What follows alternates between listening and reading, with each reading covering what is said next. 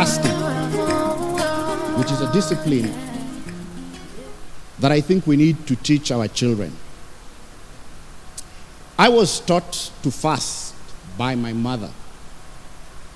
Several years back, we were going through a difficult time as a family.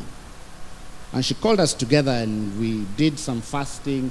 We laid our prayers and we wrote them all out. I can say as a truth that several years later, all those prayers were answered. All. Not one has passed without being answered. Maybe one. One I can qualify. I had a sister who was depressed, who had attempted suicide twice. But since the fasting, she hasn't attempted, at least. She's still a bit depressed, but she has not attempted suicide. Now, I don't know how many of you have gone into mortuaries trying to look for a lost sibling or something, because she's disappeared or she's taken drugs, and so you've got to rush her to ICU. It's crazy, because you feel as failures as a family. I mean, really? You want to die? Yani kusema ukweli. I mean, this one, you can only say it in mother tongue. You have given up in life. You want to die. I mean, as a family, you can only reflect and say, God, let's fast. So on Monday this week, sometime earlier last year, I got my own family to fast. And I had asked them for feedback. And of course, they told me how they were so hungry. Especially the twins. The girls really complained. But Monday this week, one of my daughters asked me, Daddy, when is the next time we shall fast? And I was encouraged that at least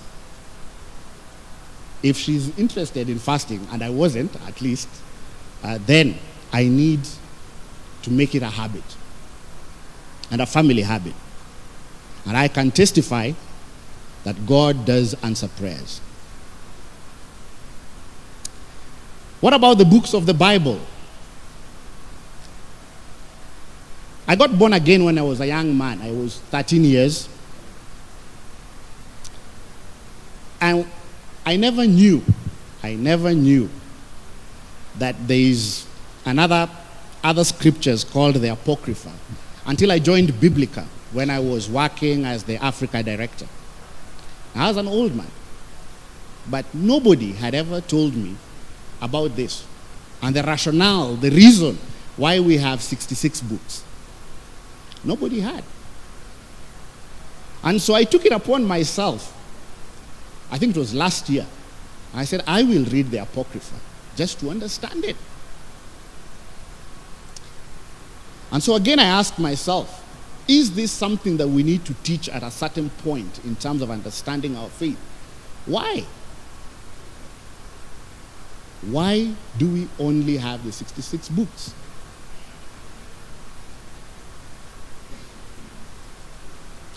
Secondly, on reading the Bible, again, it was only later as I worked for Biblica that I learned that the original manuscripts didn't have verses and stuff like that.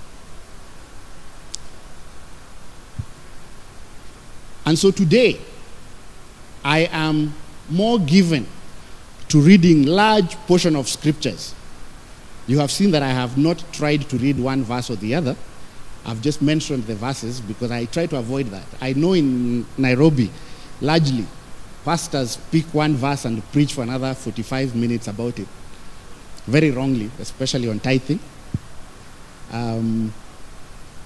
But are we teaching our children the habit of reading large portions of scripture?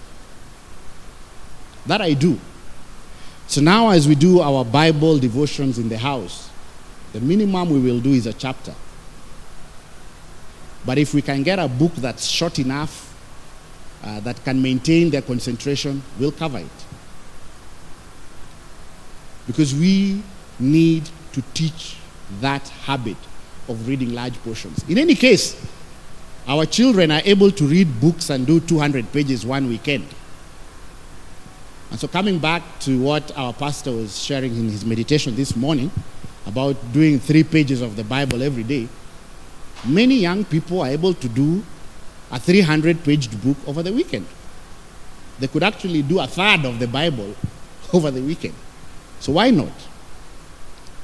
Why not?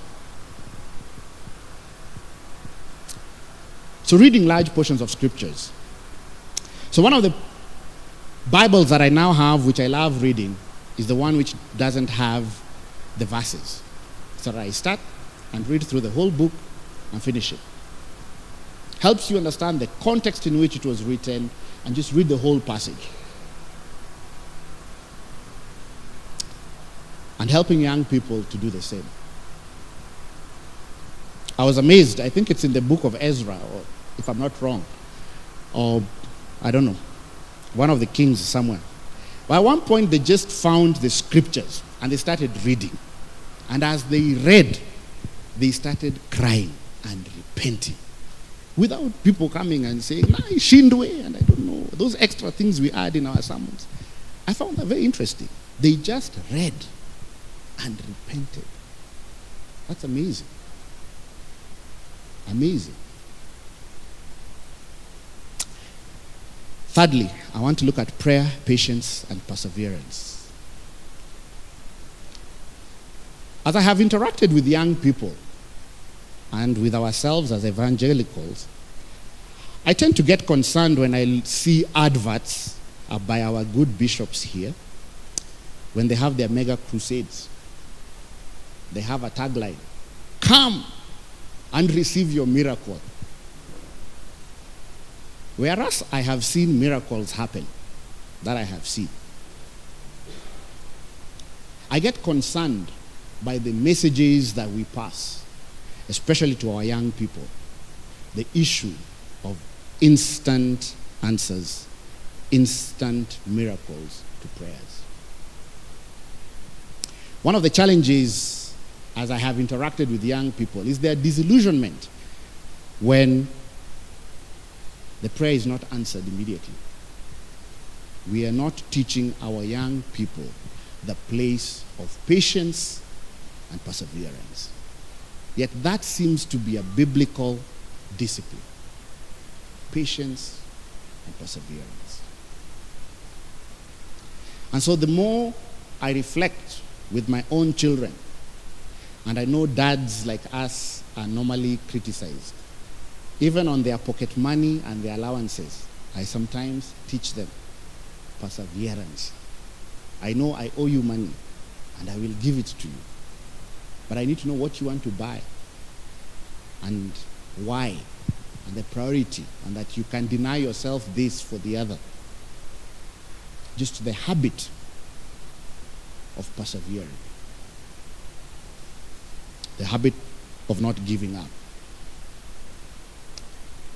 Because handling that failure seems to be difficult. And I have met several young people who've just given up because they say serving God, being a good Christian, does not work.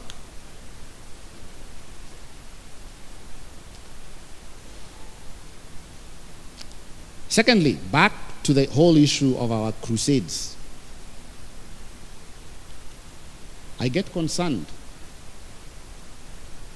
And so I don't watch a lot of televangelists because of the drama associated with exorcising demons. Yet when I look at the Bible, casting out demons or exorcising demons seems to be a normal thing Jesus did without drama. And so, as a parent, I struggle with it. Why do we make it so dramatic? Or why is it so dramatic? And for some of us, it perhaps turns us off from this spirit-filled, spiritual engagement, spiritual battle kind of thing. But when I read the Bible, it doesn't seem to be overly dramatic. It seems to be a normal thing. Jesus just casting out demons and stuff like that. And I do know that some of our children struggle with spiritual issues that require us to cast out demons from them. But I don't think it's big drama. It doesn't need to be embarrassing. It's just the normal thing to do anyway. As a pastor, as a preacher, as I read the Bible.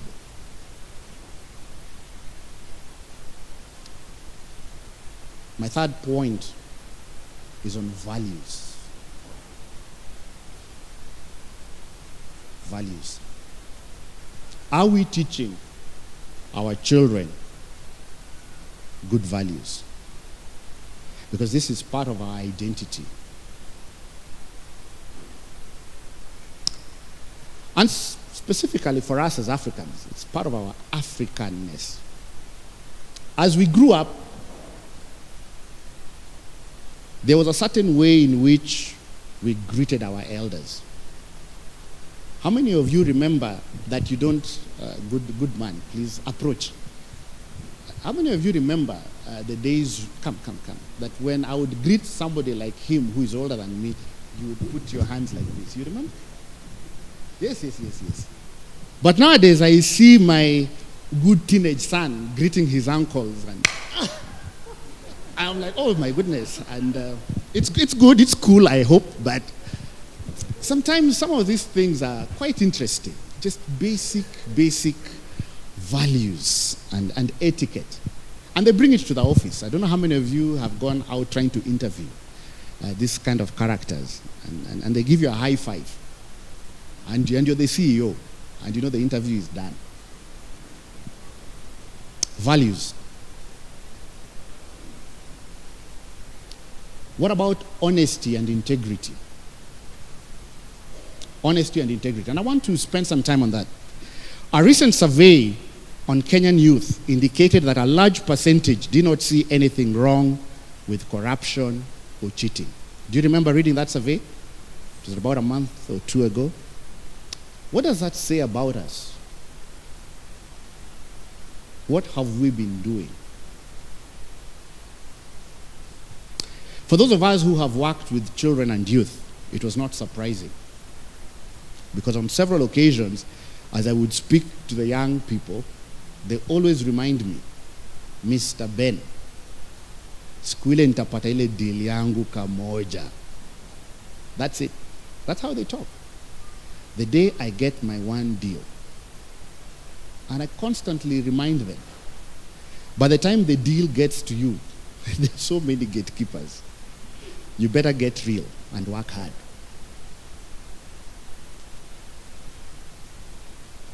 However, seated among us here are the same parents who perhaps pay to steal exam papers so that their children can make it to Kabarak. Which other school do we fight for? Alliance? See, we're here, we're Kenya. Let's talk. Which other ones? I know you're holier than me, so you may not have stolen an exam paper, but we are here. Now imagine having stolen an exam paper and given it to your son or daughter. When will they ever learn about integrity? When?